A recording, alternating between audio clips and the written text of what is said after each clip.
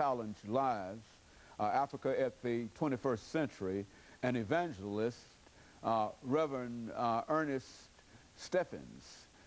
Reverend Stephens is the evangelist as well as a pastor involved with the Peter's Rock Fellowship. And of course, Reverend Stephens, let me allow you later on to perhaps talk about Peter's Rock and the fellowship and et cetera, because I'm almost sure that I did not get that all correct.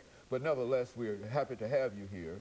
And as we indicated to our audience this morning, that we want to talk about Africa at the 21st century. I think we've had a number of shows dealing with Africa, and I think that you, having gone to Africa quite recently, can give us a lot of information, first-hand information, that I'm sure that our audience will appreciate it. But now, before we get started, Reverend Stephens, let's have you to give us some information about your background, your education, and some of the things that were important in terms of bringing you here, and then we'll talk about other things. Sure. Dr. Haney, thank you for having me. I'm so honored to be able to come and share those things that God will allow me to witness in Africa. I'm EStephens. I'm a native Nashvilleian. I grew up and graduated from Hume Fogg High School and ran off and went to the Navy at the age of 17, came back and was a veteran by 20.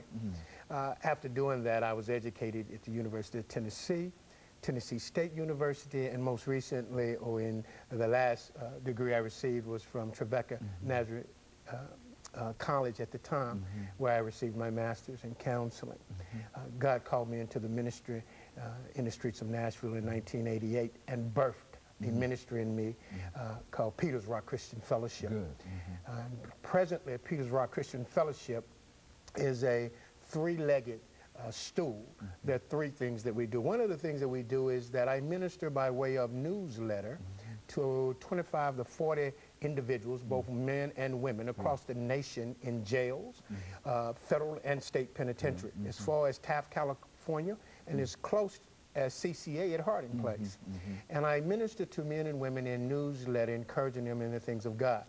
That's one of the things that we do. The other thing that we do is that I facilitate a Bible study in Laverne, Tennessee, Exit 64, at a program called Lifetime Recovery. Do it weekly, do it on